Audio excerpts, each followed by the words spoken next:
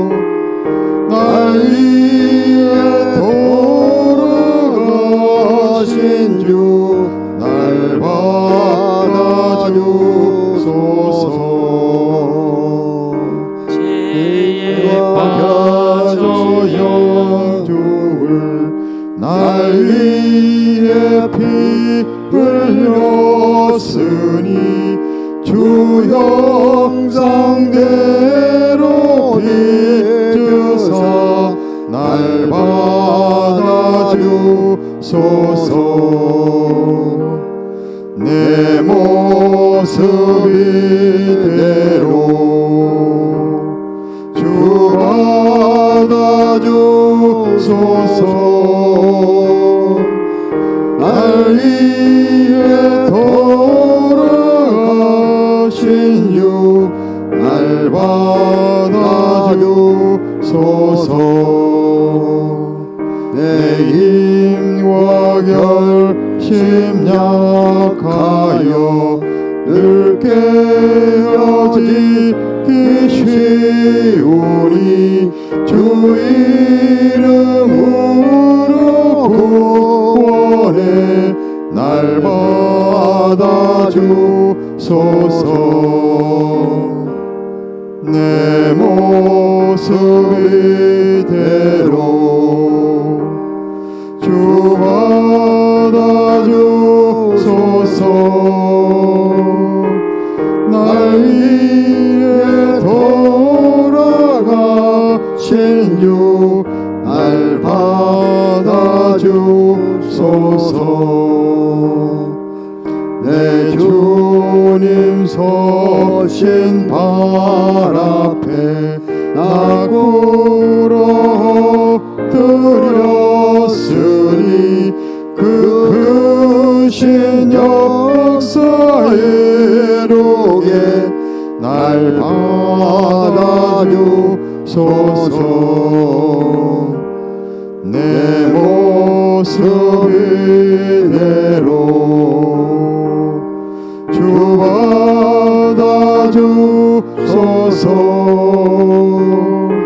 날 위해 돌아가신 주 날 받아주소서.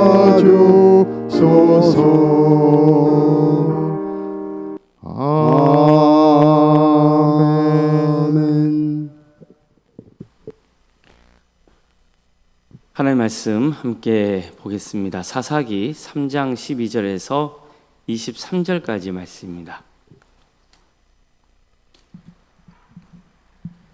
사사기 3장 12절에서 23절까지 말씀입니다.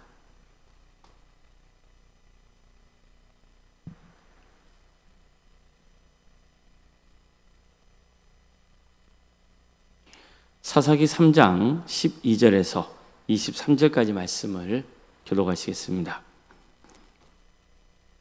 이스라엘 자손이 또 여호와의 목전에 악을 행하니라. 이스라엘 자손이 여호와의 목전에 악을 행함으로 여호와께서 모압 왕 에글론을 강성하게 하사 그들을 대적하게 하시매 에글론이 암몬과 아말렉 자손들을 모아가지고 와서 이스라엘을 쳐서 종려나무 성읍을 점령한지라. 이에 이스라엘 자손이 모압 왕 에글론을 18해 동안 섬기니라. 이스라엘 자손이 여호와께 부르짖음에 여호와께서 그들을 위하여 한 구원자를 세우셨으니 그는 곧 베냐민 사람 게랴의 아들 왼손잡이 에웃이라. 이스라엘 자손이 그들을 통하여 모압 왕 에글론에게 공물을 바칠 때에 에웃이 길이가 한 규빗 되는 좌우의 날선 칼을 만들어 그의 오른쪽 허벅지 옷 속에 차고 공물을 모압 왕 에글론에게 바쳤는데 에글론은 매우 비둔한 자였더라. 에웃이 곡물 바치기를 마친 후에 곡물을 메고 온 자들을 보내고 자기는 길갈 근처 돌 뜨는 곳에서부터 돌아와서 이르되 왕이여 내가 은밀한 일을 왕에게 아뢰려 하나이다 하니 왕이 명령하여 조용히 하라 하매 모셔 선자들이 다 물러간지라. 에웃이 그에게로 들어가니 왕은 서늘한 다락방에 홀로 앉아 있는 중이라. 에웃이 이르되 내가 하나님의 명령을 받들어 왕에게 아랠 일이 있나이다 하매 왕이 그의 좌석에서 일어나니 에웃이 왼손을 뻗쳐 그의 오른쪽 허벅지 위에서 칼을 빼어 왕의 몸을 찌르매 칼자루도 나를 따라 들어가서 그 끝이 등 뒤까지 나갔고 그가 칼을 그의 몸에서 빼내지 아니하였으므로 기름이 칼날에 엉겼더라. 에웃이 현관에 나와서 다락문들 뒤에서 닫아 잠그니라. 아멘.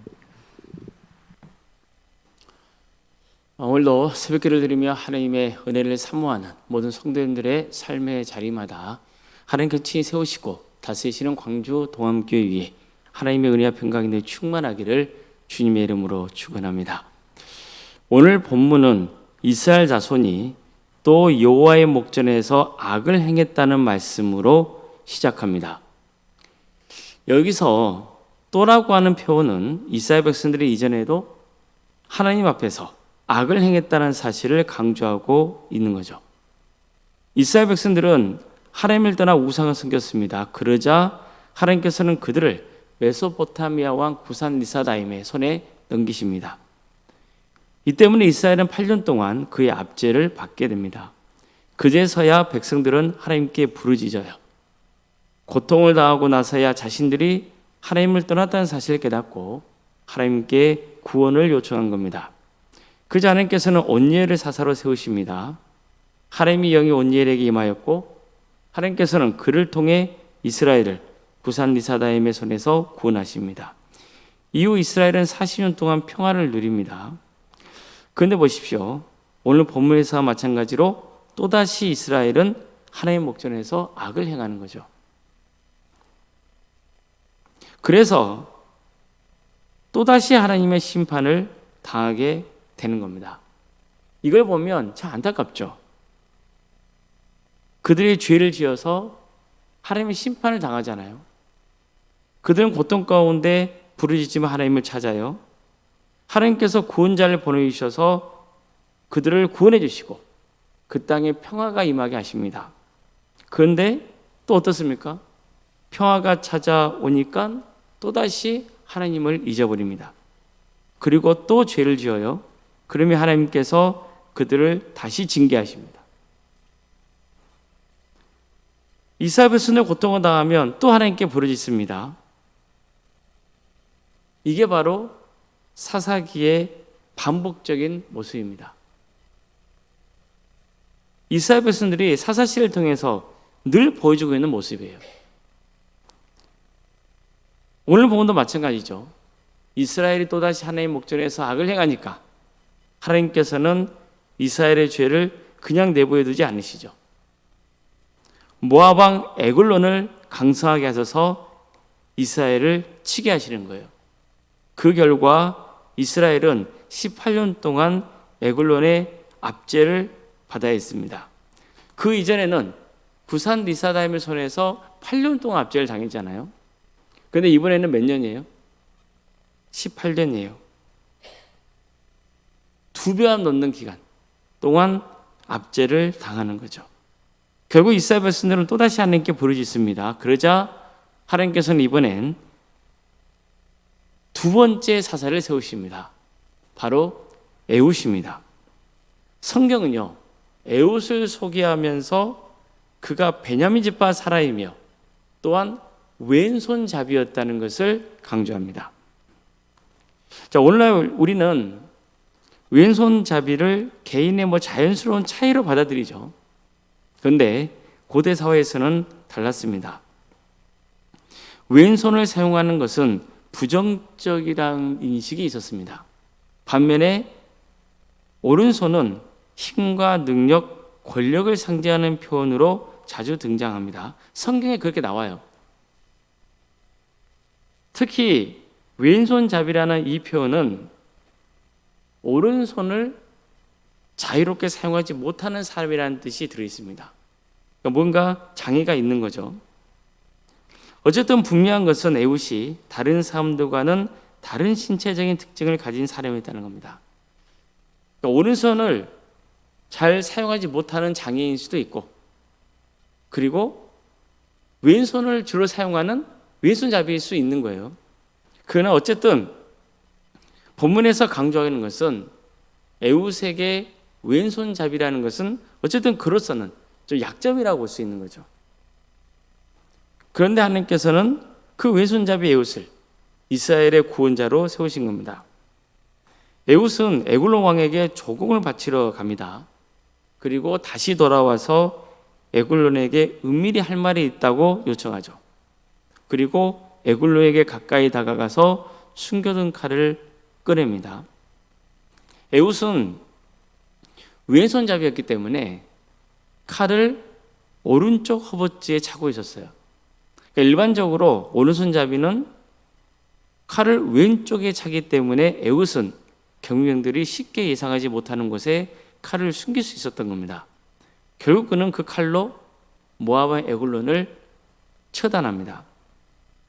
이렇게 해서 하나님께서는 에훗을 통해서 이스라엘을 모압의 압제에서 구원해 주십니다. 자, 여기서 우리가 오늘 주목할 점이 있어요.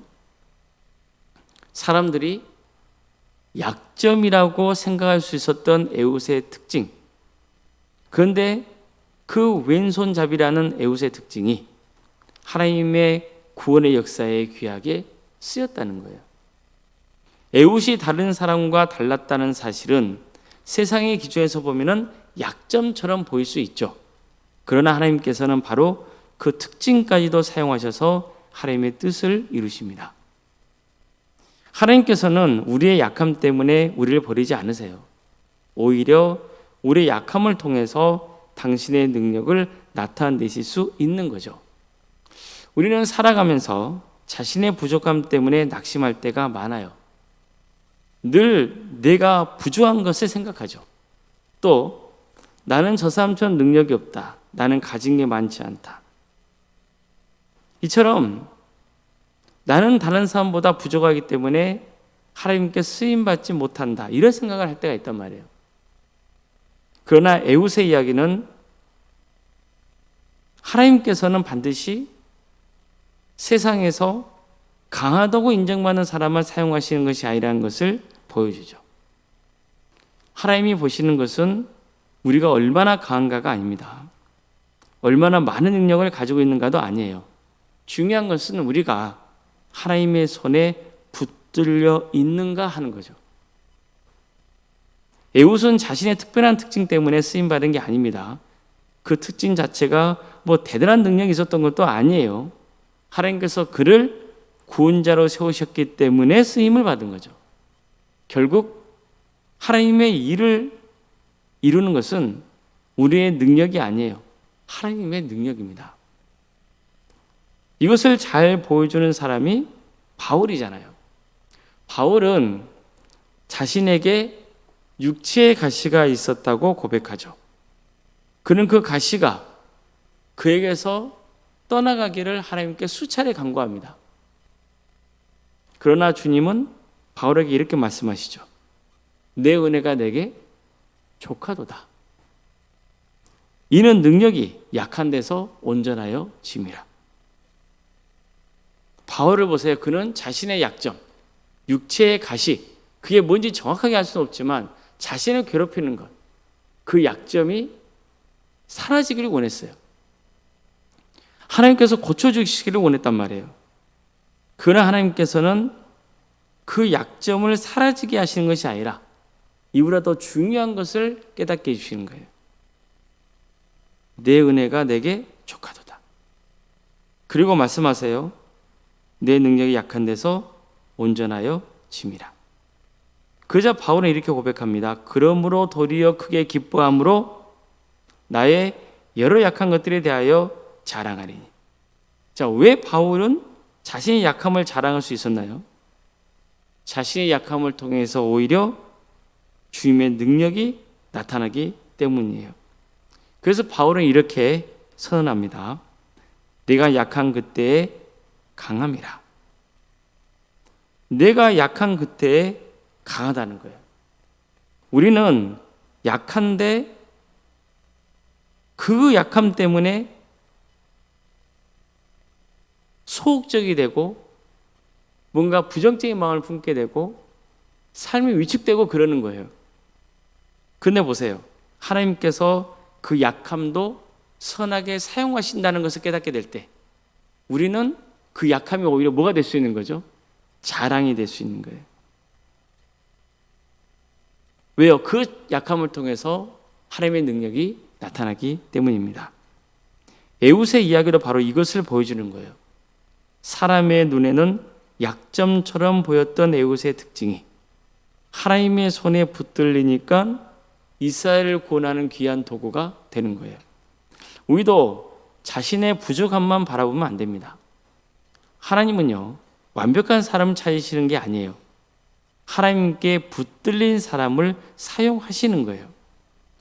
우리는 약함을 극복하기 위해서 노력을 해야 돼요. 부족한 부분은 또 채우기 위해서 힘써야죠. 그러나 동시에 기억해야죠. 하나님께서 우리를 사용하시는 근거는 우리의 완벽함에 있지 않다는 것. 하나님께서 그를 택하시면 그 사람의 약한 부분까지도 하나님은 선용하시고 당신의 구원 역사에 사용하신다는 거예요. 따라서 우리의 부족함 때문에 그렇게 크게 낙심할 이유는 없어요. 또 우리의 연약함 때문에 하나님께서 나를 사용하지 못하실 것이라고 생각할 필요도 전혀 없어요. 에웃을 사용하신 하나님께서 오늘 우리의 부족함도 사용할 수 있어요. 바울의 약함 가운데 당신의 능력을 나타내시는 주님께서 오늘 우리의 연약함 가운데서도 그분의 능력을 나타내실 수도 있어요. 중요한 것은 내가 얼마나 강한가가 아닙니다. 내가 하나님의 손에 붙들려 있는가 하는 거예요. 하나님의 손에 붙들리면 우리의 약함도 하나님의 능력을 드러내는 통로가 될 수 있습니다. 또한 우리의 약함만 아니라 우리가 과거에 실패한 인생조차도 실수한 인생조차도 하나님께서 그를 택하시면 어떻게 되는 거예요? 그것조차도 우리에게 큰 은혜가 되는 것이고 또 하나님께서는 그걸 통해서 귀하게 역사하시는 거예요. 중요한 것은 따라서 우리의 약함이 아니에요. 과거의 실수, 잘못도 아니에요. 중요한 것은 하나님께 붙들리고 그분의 은혜 가운데 거하는 것이고 하나님께서 그를 사용하시는 거예요. 그래서 우리는 늘 이렇게 기도해야 돼요. 하나님, 제가 가진 것이 부족해도 좋습니다. 연약해도 좋습니다. 저의 약점까지도 주님의 손에 맡깁니다. 저를 붙들어 주시고 저를 통해서 하나님의 능력을 나타내 주시옵소서. 주님, 저를 사용하여 주시옵소서.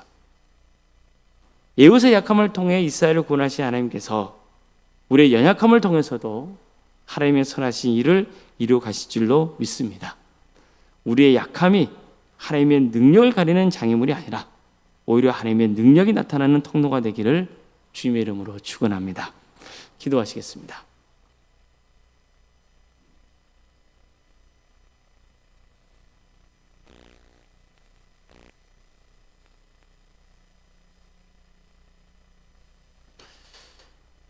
하나님 아버지, 오늘도 우리에게 새로운 날을 허락해 주시고 하나님 은혜 속에 살아갈 수 있도록 인도해 주셔서 감사드립니다. 우리의 연약함을 주님께서는 귀히 사용하여 주십니다.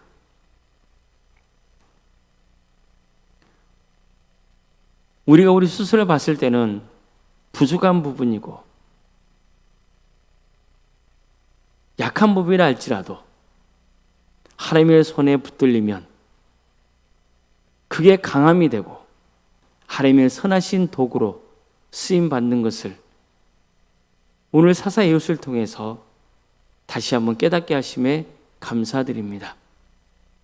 사도 바울이 고백한 대로 우리의 약함이 오히려 자랑이 되는 역사가 있게 하여 주시옵소서.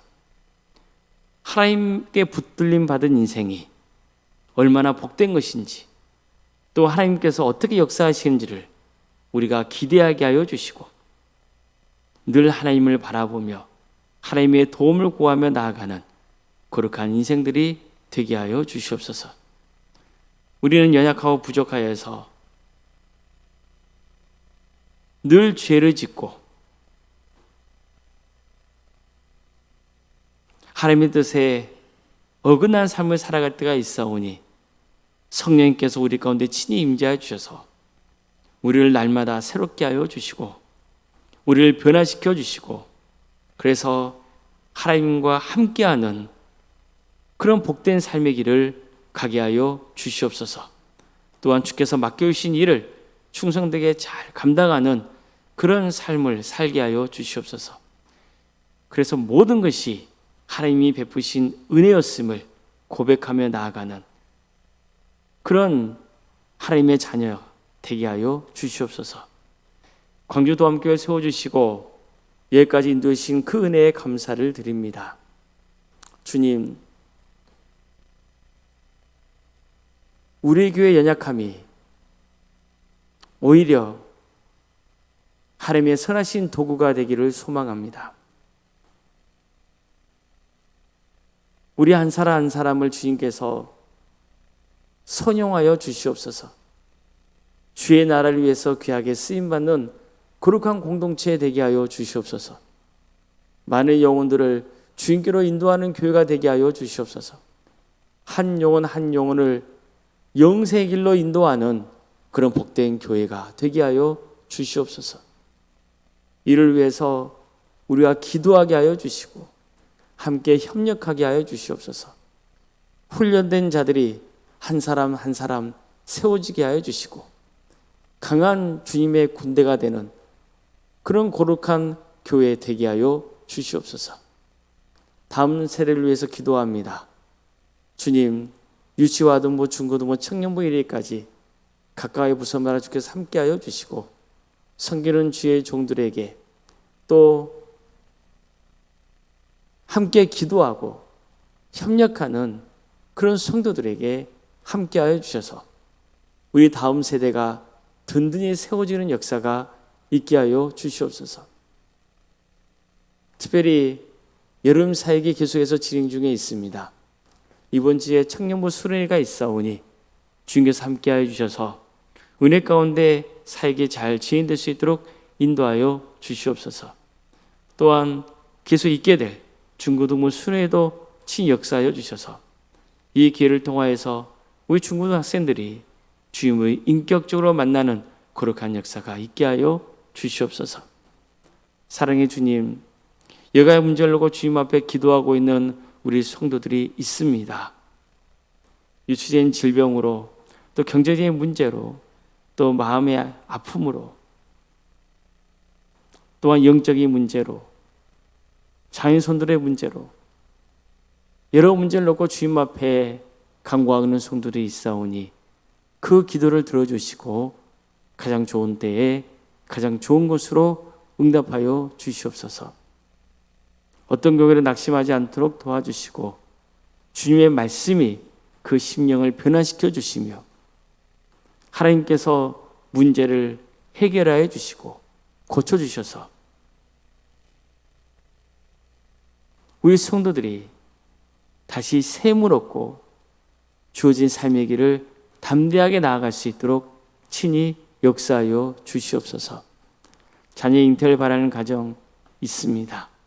생육과 본성에 차고 넘치는 우리 광주 동암교회가 될 수 있도록 도와주시고 또 출산을 앞둔 가정이 있사오니 의뢰주의 주산을 잘 마칠 수 있도록 역사하여 주시옵소서. 객지에 나가는 성도들 어느 자리에 있건 그의 안전을 지켜주시고 예배자의 길을 갈 수 있도록 인도하여 주시며 대학 진학을 놓고 또 준비하는 자녀들 있사오니 그들에게 또 다른 배움의 길을 허락하여 주셔서 잘 훈련되어 주님께 귀하게 쓰임받는 자녀로 세워주시옵소서. 주님께서 우리 교회 여러 부서를 가심에 감사드립니다. 각각의 부서마다 섬기는 손길들이 함께하여 주셔서 성령 충만케 하여 주시고 주어진 사역을 잘 감당하는 은혜가 있게 하여 주시옵소서. 오로운 생각 사모님을 기억하여 주셔서 성령 충만케 하여 주시고 그 가정에 하나님의 평안이 임하는 역사가 있게 하여 주시옵소서. 오늘 저녁에는 수요일 밤 예배로 모이게 됩니다. 우리 많은 성도들이 모여서 하나님을 예배하게 하여 주시고 또 주님의 뜻을 바르게 분별하는 역사가 있게 하여 주시옵소서. 그래서 정말 하나님을 바르게 알고 바르게 믿어서 주께 영광 돌리는 삶의 길을 가는 우리 모두가 되게 하여 주시옵소서. 이 나라에 하나님의 정의와 공의가 온전히 세워지는 역사가 있게 하여 주시옵소서. 하나님의 나라가 하나님 뜻이 이 땅에 이루어지는 역사가 있게 하여 주시옵소서. 특별히 하나님의 때에 평화로운 통일이 이루어져 북한 땅의 많은 영혼들이 주님께로 돌아가게 하여 주시고 주의 나라를 위해서 힘쓰고 있는 목회자들, 선교사들 그들의 가정을 지켜주시며 사역의 자리 가운데 함께하여 주시고 그들의 은신을 통하여서 많은 영혼들이 주님께로 인도되는 역사가 있게 하여 주시옵소서. 오늘 하루의 삶은 주님께 온전히 의지합니다. 도와주시고 함께하여 주시옵소서. 모든 걸 주님께 의지하오며 예수님의 이름으로 기도드리옵나이다. 아멘. 하늘에 계신 우리 아버지, 아버지의 이름을 거룩하게 하시며 아버지의 나라가 오게 하시며 아버지의 뜻이 하늘에서와 같이 땅에서도 이루어지게 하소서. 오늘 우리에게 일용할 양식을 주시고 우리가 우리에게 잘못한 사람을 용서하여 준 것 같이 우리 죄를 용서하여 주시고 우리를 시험에 빠지지 않게 하시고 악에서 구하소서.